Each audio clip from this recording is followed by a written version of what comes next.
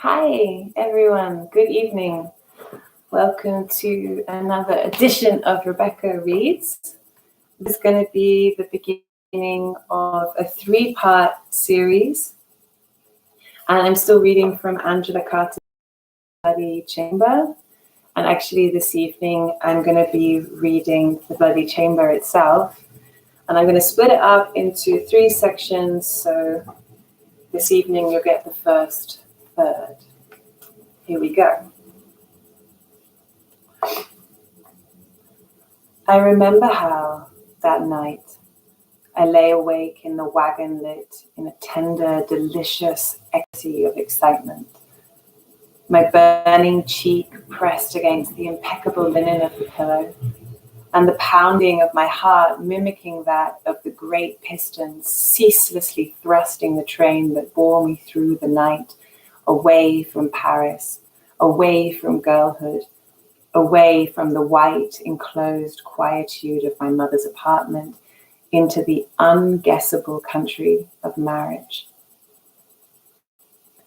And I remember I tenderly imagined how, at this very moment, my mother would be moving slowly about the narrow bedroom I had left behind forever, folding up and putting away all my little relics, the tumbled garments I would not need anymore, the scores for which there had been no room in my trunks, the concert programs I'd abandoned. She would linger over this torn ribbon and that faded photograph with all the half joyous, And in the midst of my bridal triumph, I felt a pang of loss, as if when he put the gold band on my finger, I had, in some way, ceased to be a child in becoming his wife. "Are you sure?" she'd said, when they delivered the gigantic box that held the wedding dress he'd bought me, wrapped up in tissue paper and red ribbon like a Christmas gift of crystallized fruit. "Are you sure you love him?" There was a dress for her, black. My eagle-featured, indomitable mother. What other student at the Conservatoire could possibly boast that her mother had outfaced a junk full of Chinese pirates, nursed a village visitation of the plague, shot a man-eating tiger with her own hand, and all before she was as old as I? "Are you sure you love him?" "I'm sure I want to marry him," I said, and I would say no more.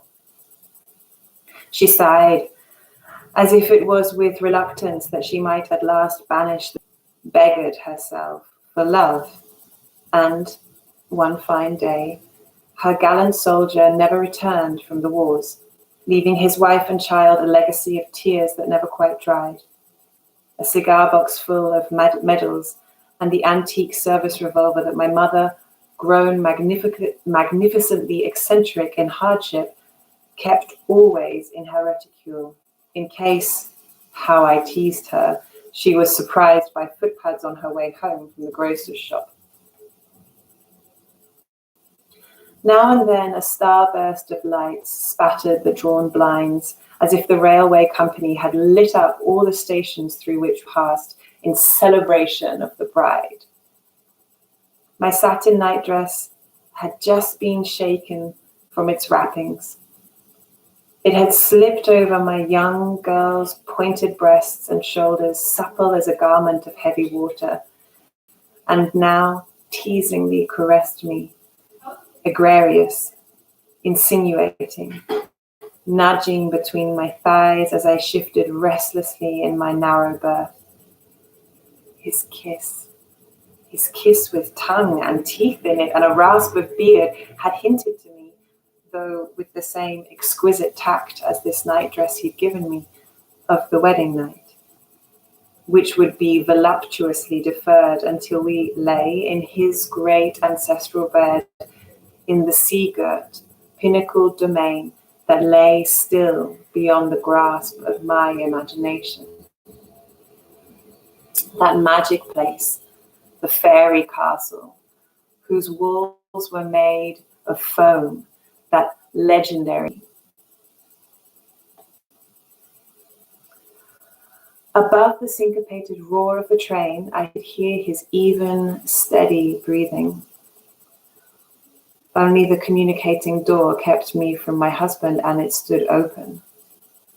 If I rose up on my elbow, I could see the dark, leonine shape of his head, and my nostrils caught a whiff of the opulent male scent of leather and spices that always accompanied him, and sometimes, during our courtship, had been the only hint he gave me that he had come into my mother's sitting room.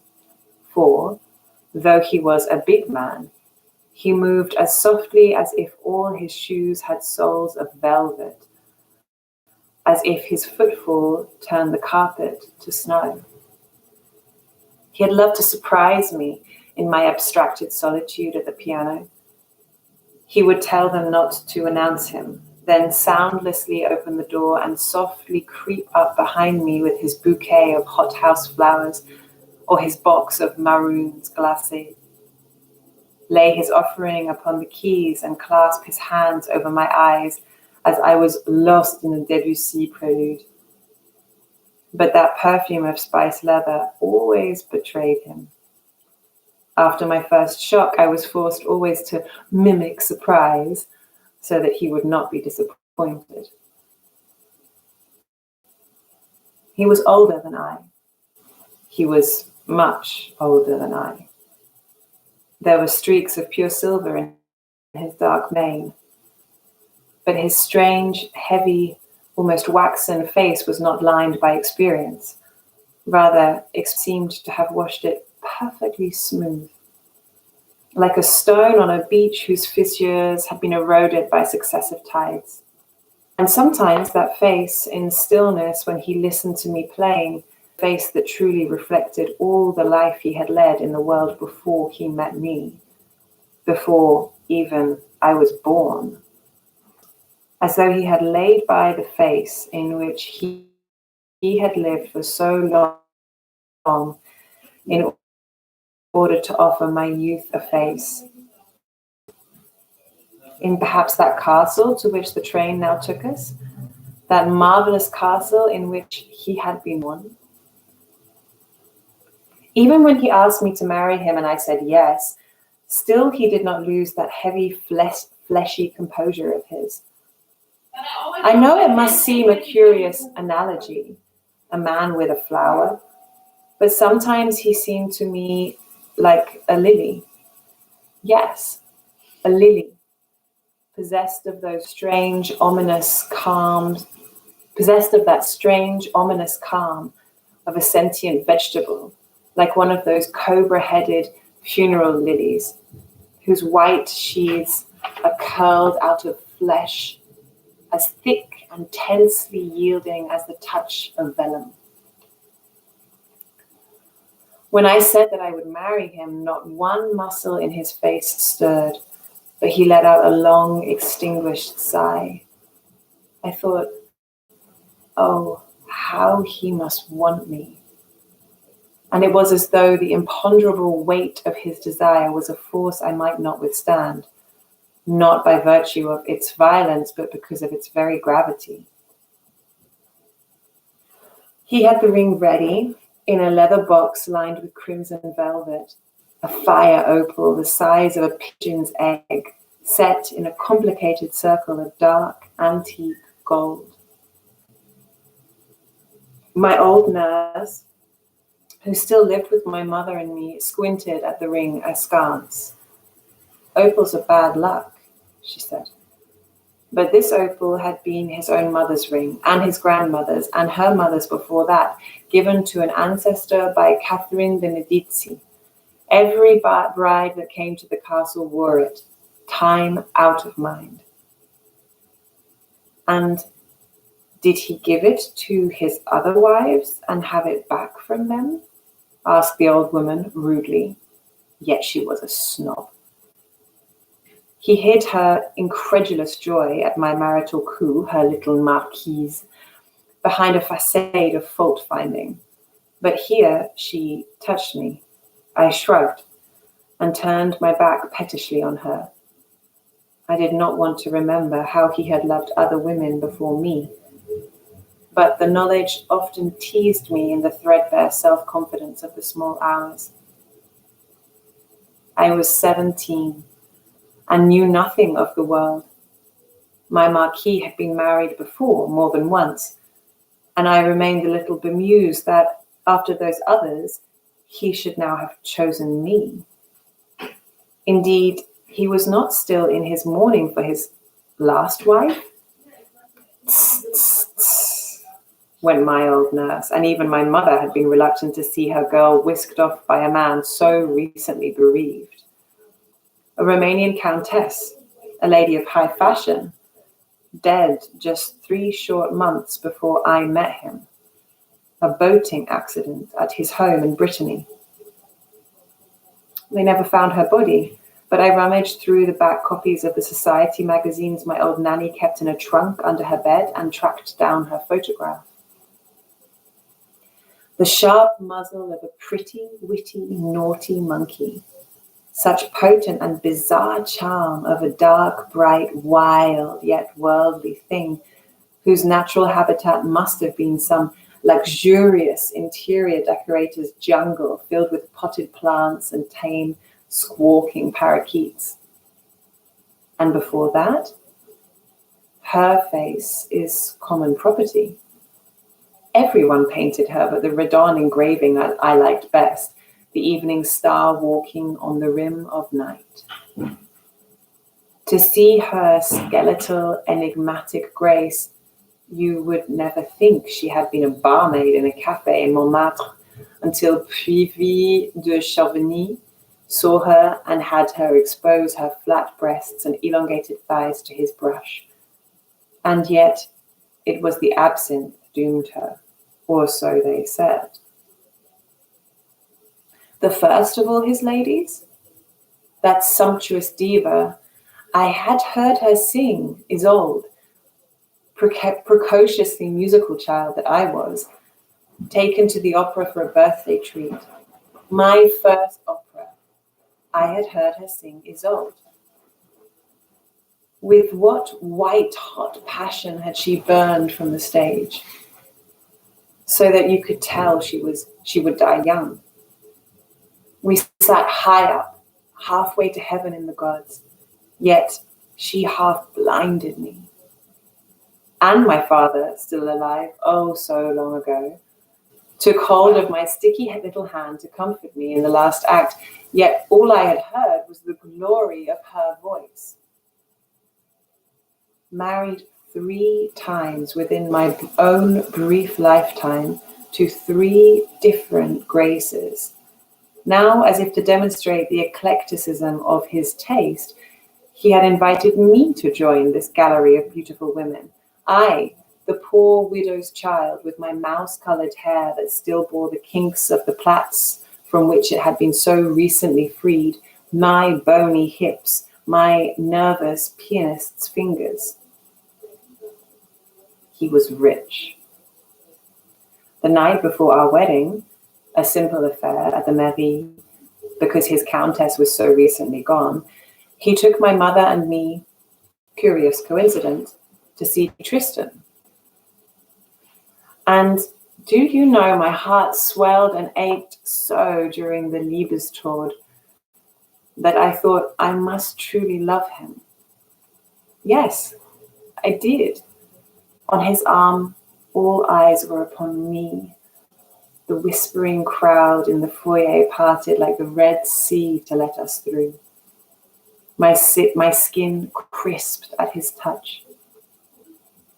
How my circumstances had changed since the first time I heard those voluptuous chords that carry such a charge of deathly passion in them. Now we sat in a log, in red velvet armchairs, and a braided, bewigged flunky brought us a silver bucket of iced champagne in the interval. The froth spilled up over the rim of my glass and drenched my hands. I thought, my cup runneth over. And I had on a Poiret dress. He had prevailed upon my reluctant mother to let him buy me my trousseau. What would I have gone to him in otherwise? Twice darned under the wear, faded gingham, serge skirts, hand-me-downs. So for the opera, I wore a sinuous shift of white muslin tied with a silk string under the breasts, and everyone stared at me and at his wedding gift. His wedding gift, clasped around my throat, a choker of rubies, 2 inches wide, like an extraordinarily precious slit throat. After the terror, in the early days of the Directory, the Aristos hoodery of a wound. And his grandmother, taken with the notion, had had her ribbon made up in rubies. Such a gesture of luxurious defiance. That night at the opera comes back to me even now, the white dress, the frail child within it, and the flashing crimson jewels around her throat, bright as arterial blood. I saw him watching me in the gilded mirrors with the assessing eye of a connoisseur inspecting horseflesh, or even of a housewife at the market inspecting cuts on the slab. I'd never before seen, or else had never acknowledged, that regard of his, the sheer carnal avarice of it. And it was strangely magnified by the monocle lodged on his left eye. When I saw him look at me with lust, I dropped my eyes, but in glancing away from him, I caught sight of myself in the mirror, and I saw myself, suddenly, as he saw me, my pale face, the way the muscles in my neck stuck out like thin wire. I saw how much that cruel necklace became me. And for the first time in my innocent and confined life, I sensed in myself a potentiality for corruption that took my breath away. The next day, we were married. The train slowed, shuddered to a halt. Lights, clank of metal, a voice declaring the name of an unknown, never-to-be-visited station, silence of the night, the rhythm of his breathing. That I should sleep with now for the rest of my life. And I could not sleep. I stealthily sat up, raised the blind a little, and huddled against the cold window that misted over with the warmth of my breathing, gazing out at the dark platform towards those rectangles of domestic lamplight that promised warmth, company, a supper of sausages hissing in a pan over the stove for the station master, his children tucked up in bed, asleep in the brick house with the painted shutters, all the paraphernalia of the everyday world from which I, with my stunning marriage, had exiled myself. Into marriage, into exile. I sensed it, I knew it, that henceforth I would always be lonely.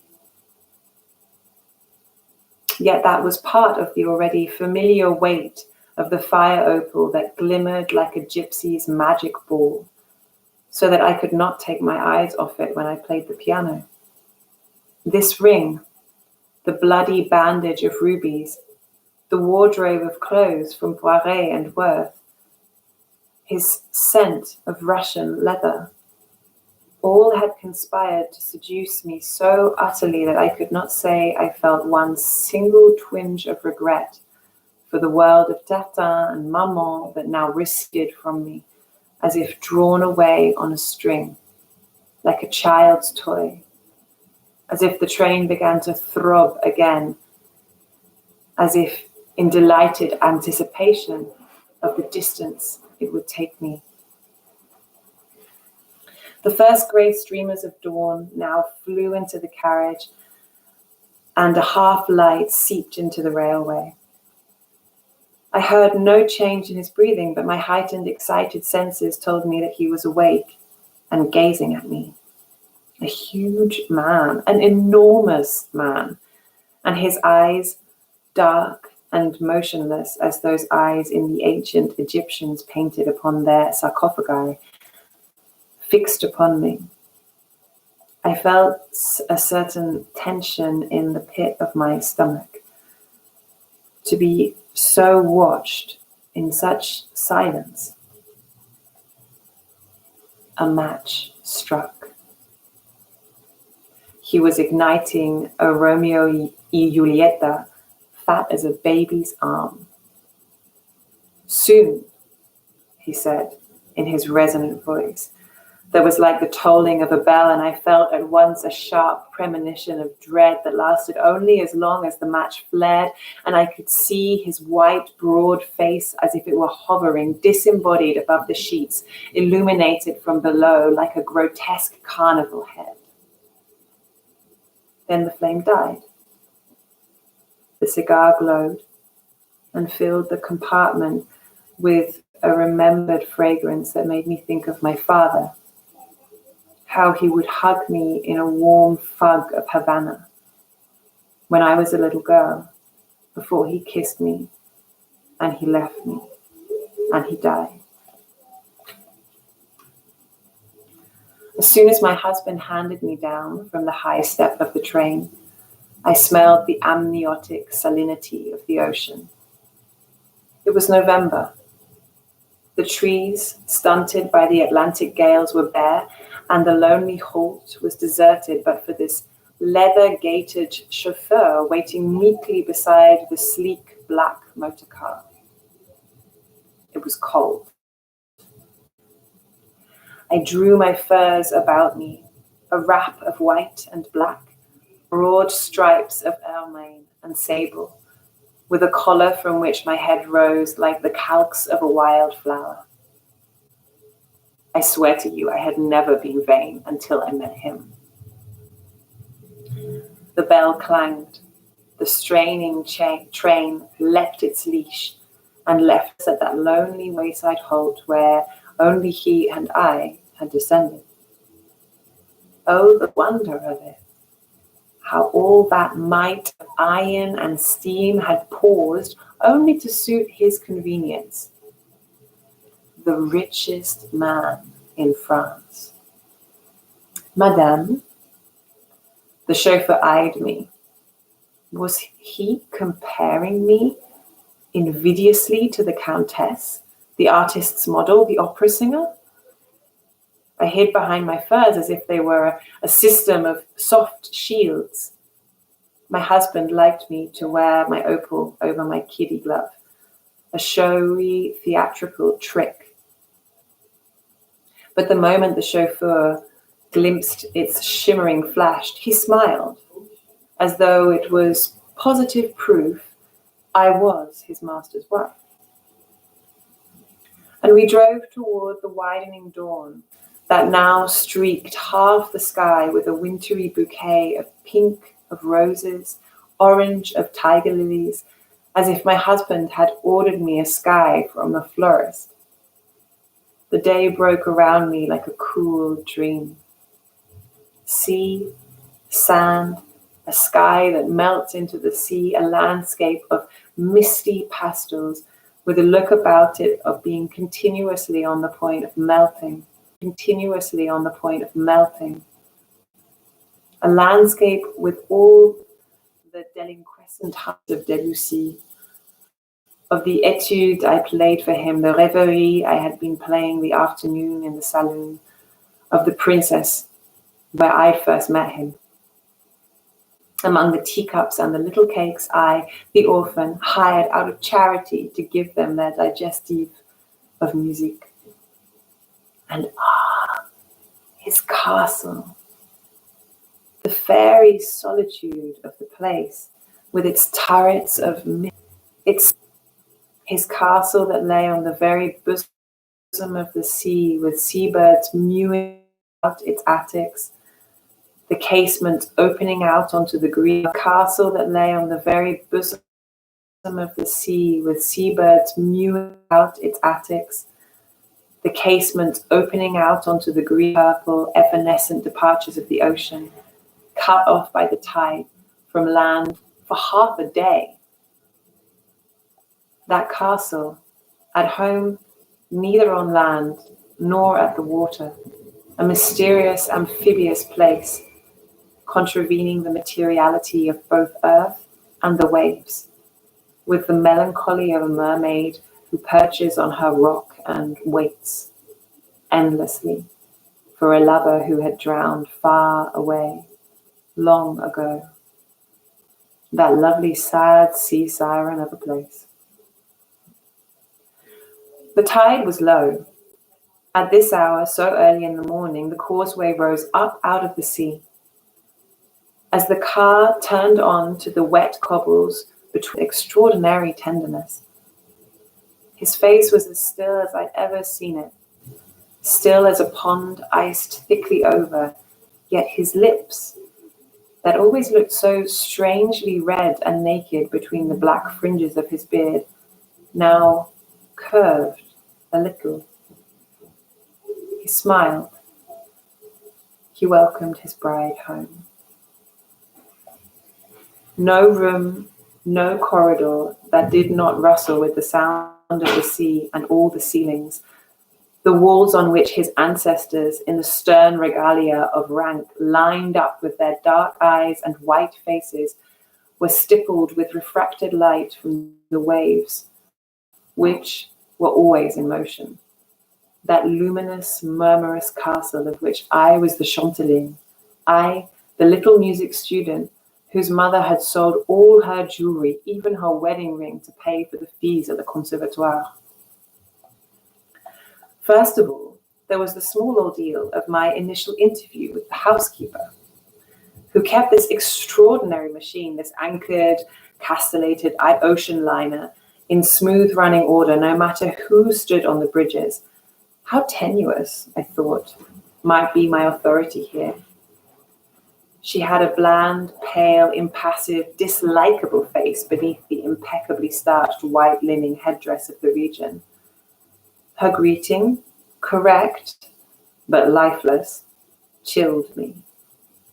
Daydreaming, I dared presume too much on my status, briefly wondered how I might install my old nurse, so much loved, however cozily incompetent, in her place. Ill-conceived schemings. He told me this one had been his foster mother, was bound to his family in the utmost feudal complicity, as much part of the house as I am, my dear. Now her thin lips offered me a proud little smile. She would be my ally as long as I was his. And with that, I must be content. But here, it would be easy to be content. In the turret suite he had given me for my very own, I could gaze out over the tumultuous Atlantic and imagine myself the queen of the sea. There was a piano for me in the music room, and on the wall another wedding present. An early Flemish primitive of Saint Cecilia at her celestial organ. In the prim charm of this saint with her plump, sallow cheeks and crinkled brown hair, I saw myself as I could have wished to be. I warmed to a loving sensitivity I had not hitherto suspected in him. Then he led me up a delicate spiral staircase to my bedroom. Before she discreetly vanished, the housekeeper set him chuckling with some, I dare say, lewd blessings for the newlyweds in their native Breton. That I did not understand. That he, smiling, refused to interpret.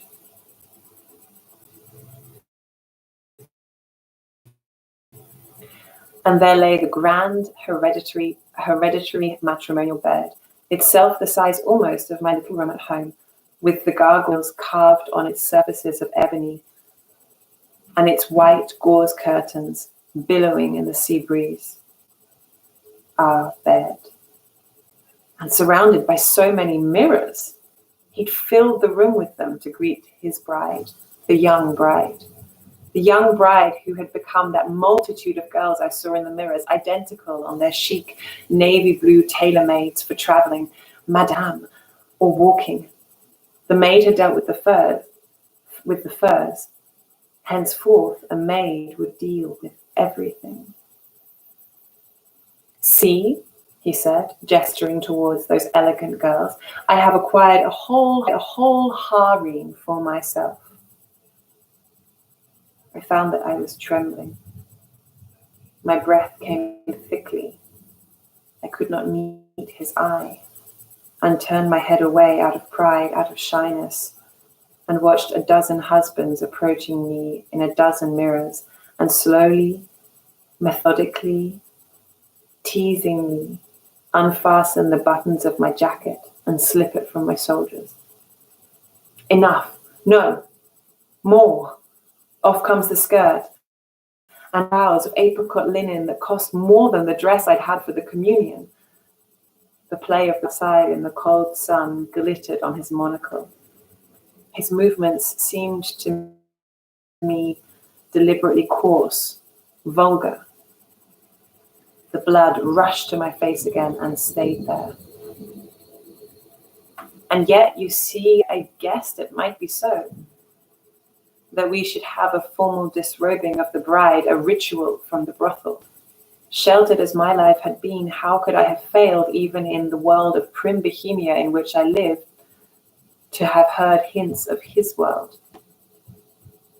He stripped me, gourmand that he was, as if he was stripping the leaves of an artichoke. But do not imagine much finesse about it. This artichoke was no particular treat for the diner, nor was he yet in any greedy haste. He approached his familiar treat with a weary appetite, and when nothing but my scarlet, palpating core remained, I saw in the mirror the loving image of an etching by Ropes from the collection he had shown me when our engagement permitted us to be alone together.